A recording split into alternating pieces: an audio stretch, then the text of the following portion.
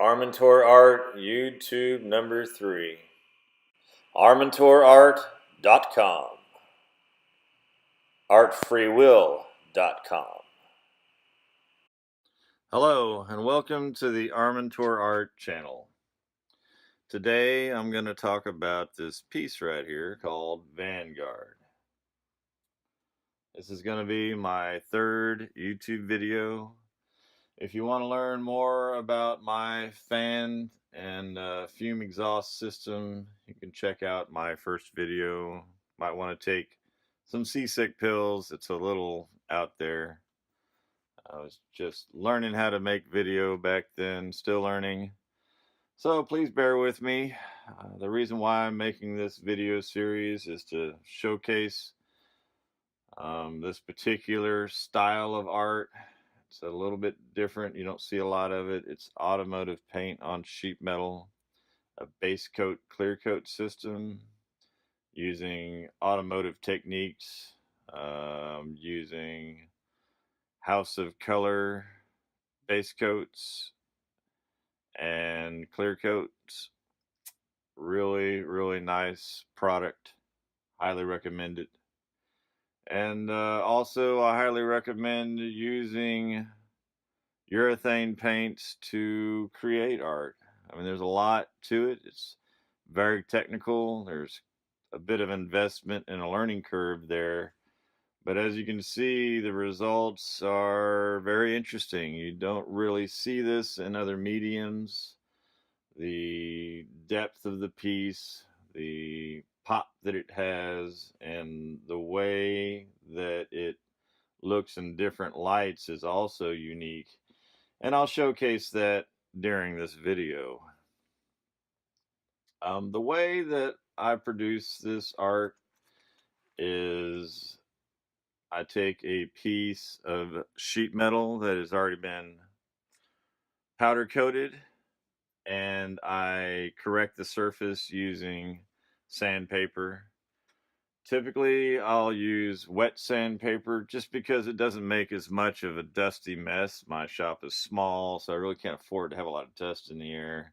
Also, I live in Houston, and working outside, well, it's just not fun, to put it mildly. So I like to do my work in an air-conditioned space. The problem being, if I was to sand it, then I would have a dust contamination issue, which would not, it wouldn't work for me. So I use wet sandpaper. I will typically knock down the sign blank powder coat with 500 wet, and I'll go into that in later videos so you can see the exact technique behind sanding and blocking, and a few tricks that I've picked up along the way just to make it a little bit easier. And the wet sandpaper, it's expensive, but it goes pretty far if you don't get carried away and you don't just hammer it down and use certain techniques to make it last. But we'll get into that later. It doesn't really have a whole lot to do with the finished product, except for the fact that you need 2 things out of your sanding. You need it to be flat and you need it to have tooth. And tooth is just another way of saying something for the paint to grip onto. This piece is called Vanguard, and we're going to talk a little bit about the idea behind it. I started out the 3D ribbon series to allow me to do quick studies that are not only pleasing to the eye, but allow me to produce the work in fairly quick succession. It's not real detailed and fussy, so I was able to produce quite a bit of work and something to showcase the style.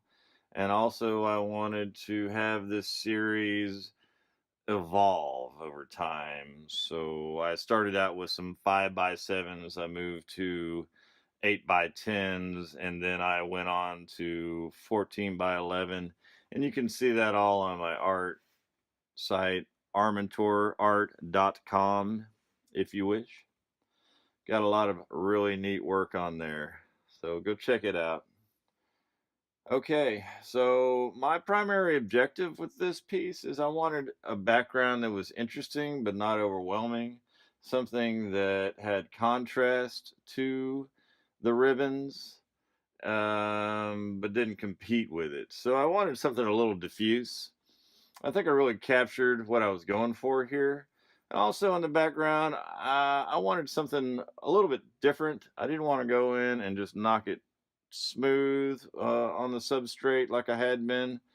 I wanted just to go in with a DA sander, which is a dual action sander I'll talk about in another YouTube video. It's a pretty common tool for body shops. Most of you have probably heard of it. If you have any exposure whatsoever to automotive paint or techniques. And the neat thing about it is it not only moves round and round, but it'll move back and forth depending on how much pressure you put on it. And that alleviates swirl marks, which are kind of a bane of automotive paint. And the swirl marks are just simply circular patterns that come in when you're doing sanding, either finish sanding or rough up sanding. And it can really kind of distract from a piece and ruin it if you're not careful. What I did with this piece was once I knocked it down with a DA sander, which I didn't do wet, I did it outside. I intentionally went in and got aggressive on some areas, here, and on the edges, just to give it kind of a different look. Maybe I was just tired of being careful, because it is kind of a pain to always be very meticulous, not to have any burn through, is what we call in the automotive paint industry. When you get from one layer of paint to another, or all the way down to the substrate, as you can see up here, it burnt through, and then I covered it up with base coat, and it still shines through because the substrate, the surface that you're painting over, is like a mirror. It's going to show any little imperfection in it. So if you're going to do a motorcycle or something like that, you really want the surface to be just immaculate. On art, it's art. It can just be considered part of the artwork if you so desire. I did in this case. So I went in, I laid out the background, kind of a hash mark with a big cross in the middle of it. I like it. I thought it was cool. And then I came in, laid out the ribbons.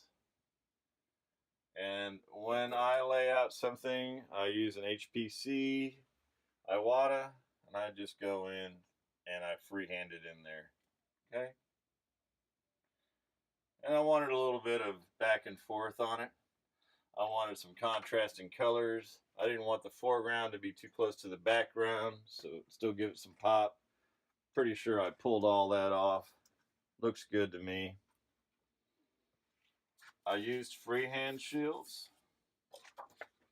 as I always do in my art. Every once in a while I mask something off, but in my mind, it's just a little time consuming, and it's not really free-flowing. I mean, some people get just fantastic results with it. Some people don't use any kind of masking or shielding or anything like that. I mask most of my stuff with, I use a freehand shielding with most of my stuff. I just like it. I like the look that it gives.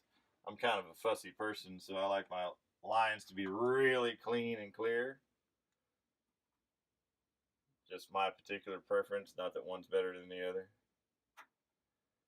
So when I have to hit a hard line like this, I don't mask it off with tape. I don't try to make a perfect line with my airbrush. I use 2 freehand shields at one time. I might use magnets on both, or I might just pop one in by hand. Voila. And I just inchworm along, using different shields to get the angles that I need to make this line right here. And of course, no freehand shield that you buy is ever going to be the design that you want. These are commercially available shields. I just buy them. They're made by other artists, and I sure appreciate them making these very useful shapes, so I don't have to make them from scratch. I have had to make some from scratch, you know, when I get in a bind. There's nothing wrong with that. I just prefer to buy them off the shelf if I can, and just you know, use these other artist shapes to pull off my art. I think it's just handy. You know, there's nothing wrong with it. Some unique things about this piece is the opposing warm and cool colors. I think it really makes a striking example of the technique. You can see that the paint is very photoreactive. When it doesn't have a whole lot of light on it, you don't really see all the glit and glitter. I mean, there's a little bit, sure, but when you put a lot of light on it, it really pops. A really neat technique. Now you're probably thinking, hey, this guy's putting magnets on aluminum. He must be either special or he doesn't know what he's talking about. Well, it's very simple. All I do is put a piece of ferrous metal behind it. Just a piece of black steel. Right there. And the magnets are strong enough to pull through it. Of course, just like with anything, you got to be careful. You don't want to get crazy and have your magnets falling off while you're trying to do your art and making a big sloppy mess out of things.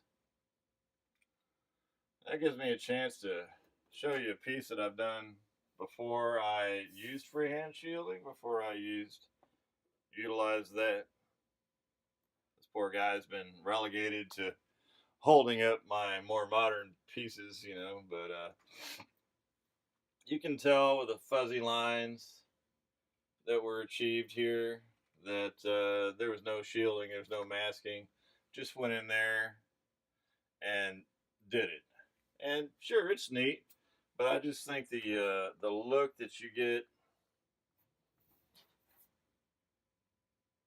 with the freehand shielding, it's just a lot cleaner. It just really gives you a better, cleaner look. And I do plan to do some more dragons in the future. Everybody loves dragons. I'm no different. But for right now, I want to evolve my work. You know, I want to come from a simple place with long flowing lines and make each piece in the series more and more complicated. I'm going to blend it with other shapes and designs and flowers and things like that. So there's a long way to go still with this particular series. It's evolving. I'm done with the first part of it, which is basically just smooth ribbons. I combined two together, maybe three or four in the same piece towards the end of the series.